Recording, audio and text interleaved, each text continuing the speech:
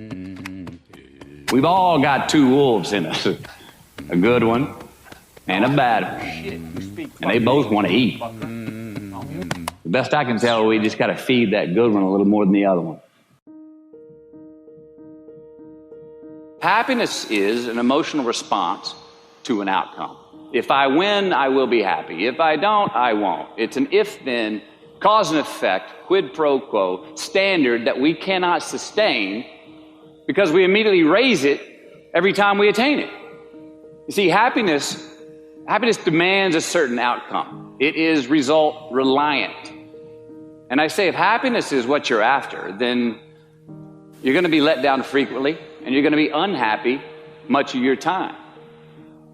Joy, though, joy is a different thing. It's something else. Joy is not a choice. It's not a response to some result. It's a constant. Joy is the feeling that we have from doing what we are fashioned to do, no matter the outcome. Now, personally, as an actor, I started enjoying my work and literally being more happy when I stopped trying to make the daily labor a means to a certain end. For example, I need this film to be a box office success. You know, I need my performance to be acknowledged. I need the respect of my peers.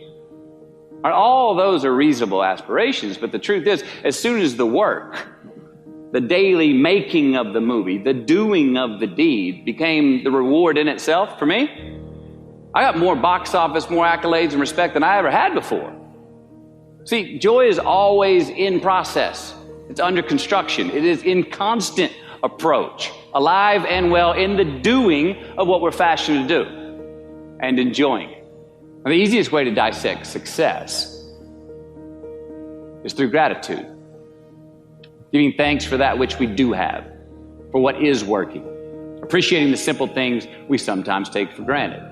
We give thanks for these things, and that gratitude reciprocates, creating more to be thankful for. It's really simple, and it works.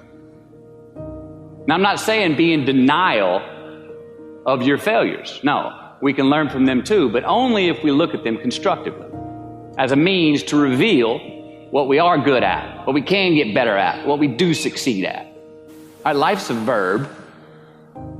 We try our best, we don't always do our best. And since we are the architects of our own lives, let's study the habits, the practices, the routines that we have that lead to and feed our success, our joy, our honest pain, our laughter, our earned tears. Let's dissect that and give thanks for those things. And when we do that, guess what happens? We get better at them, and we have more to dissect. It's a get-rich-quick on the internet, richest 15 minutes of fame world that we live in, and we see it every day. But we all want to succeed, right? So the question that we got to ask ourselves is what success is to us, what success is to you. Is it more money? That's fine. I got nothing against money. Maybe it's a healthy family. Maybe it's a happy marriage. Maybe it's to help others, to be famous, to be spiritually sound, to leave the world a little bit better place than you found it. Continue to ask yourself that question. Now, your answer may change over time, and that's fine. But do yourself this favor. Whatever your answer is, don't choose anything that will jeopardize your soul. Prioritize who you are, who you want to be, and don't spend time with anything that antagonizes your character. Don't drink the Kool-Aid, man. It tastes sweet, but you will get cavities tomorrow, all right? Life is not a popularity contest. Be brave, take the hill, but first answer that question, what's my hill? Well, for me, it's a measurement of 5 things. We got fatherhood. We got being a good husband. We got my health, mind, body, and spirit. We got career, and we got friendships. These are what's important to me in my life right now. Because I want to keep all 5 in healthy shape. And I know that if I don't take care of them, if I don't keep up maintenance on them, one of them is going to get weak, man. It's going to dip too deep into the debit section. It's going to go bankrupt. It's going to get sick, die even. So first, we have to define success for ourselves. And then we have to put in the work to maintain it. Take that daily tally. Tend our garden. Keep the things that are important to us in good shape. Defining ourselves by what we are not is the first step that leads us to really knowing who we are. You know that group of friends that you hang out with that they really might not bring out the best in you? You know, they gossip too much, or they're kind of shady. They really aren't going to be there for you in a pinch. Or how about that bar that we keep going to that we always seem to have the worst hangover from?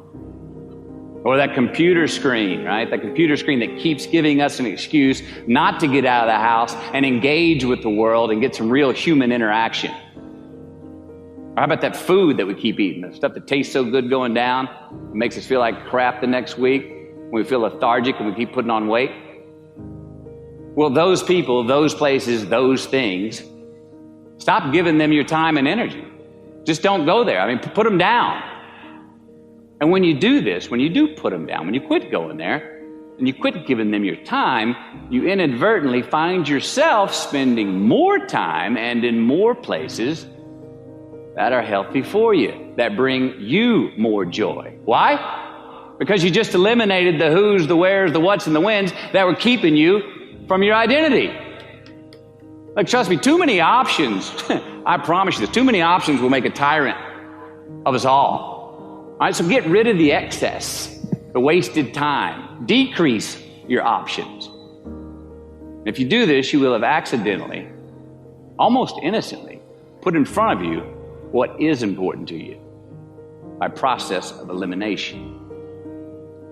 Knowing who we are is hard. It's hard. So give yourself a break. Eliminate who you are not first, and you're going to find yourself where you need to be. Make voluntary obligations. I'm talking about the ones that we make with ourselves, with our God, with our own consciousness. I'm talking about the you versus you obligations. We have to have them. Now, again, these are not societal laws and expectations that we acknowledge and endow for anyone other than ourselves. These are faith-based obligations that we make on our own. These are not the lowered insurance rates for a good driving record. You will not be fined or put in jail if you do not gratify these obligations I speak of. No one else governs these but you. They are your secrets with yourself, your own private counsel, personal protocols. And while nobody throws you a party when you abide by them, no one's going to arrest you when you break them either, except yourself. An honest man's pillow is his peace of mind.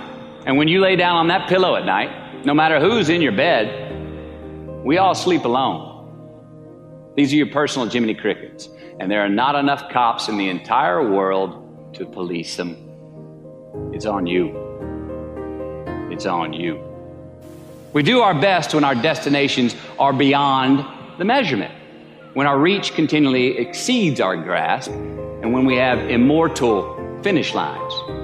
And when we do this, the race is never over. The journey has no port. The adventure never ends because we are always on the way. So do this, and let somebody else come up and tap you on the shoulder and say, hey, you scored. Let them run up and tap you on the shoulder and say, man, you won. Let them come tell you, you can go home now. Let them say, I love you too. Let them say, thank you. Take the lid off the man-made roofs that we put above ourselves and always play like an underdog.